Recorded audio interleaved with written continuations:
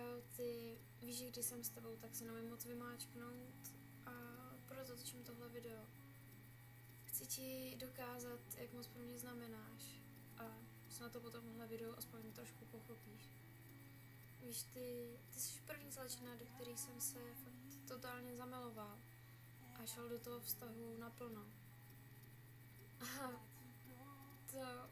to je neskutečný, protože jsem ještě nepotkal takovou slečnu, jako seš ty. Ty tvoje nádherné oči, tvůj rostomilý úsměv,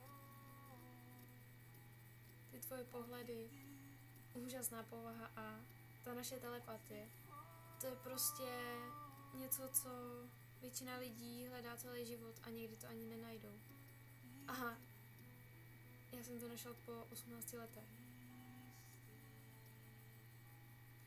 Je to fakt neskutečný, jak se můžeš zamilovat do někoho, koho znáš chvilku. Víš, miluji na tebe hodně věcí, ale nikdy ti to nedokážu říct. A myslím, že ani nikdy nepochopíš, co k tobě cítím. Nebo spíš si to nechceš připustit. Víš, když jsme spolu chodili, tak to byl nejhezčí okamžik mýho života. A strašně mi to chybí. Víš, stýská se mi po těch zamilovaných pohledech. Ty řeknou víc než 1000 slov. Stýská se mi po tobě celý den a celou noc. V ten den, kdy jsem tě potkal, jsem byl nejšťastnější kluk na světě a viděl jsem, že jsi ta pravá. Uvědomil jsem si, že když mám být šťastný, tak to dokážu jenom s tebou.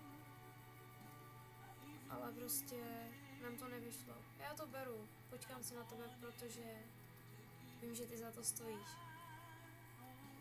Nedokážu vydržet bez tvýho obětí, polibku a lásky. Fakt nedokážu a ani nechci. Takže si na tebe počkám, protože lepší slečna není. Miluji tě.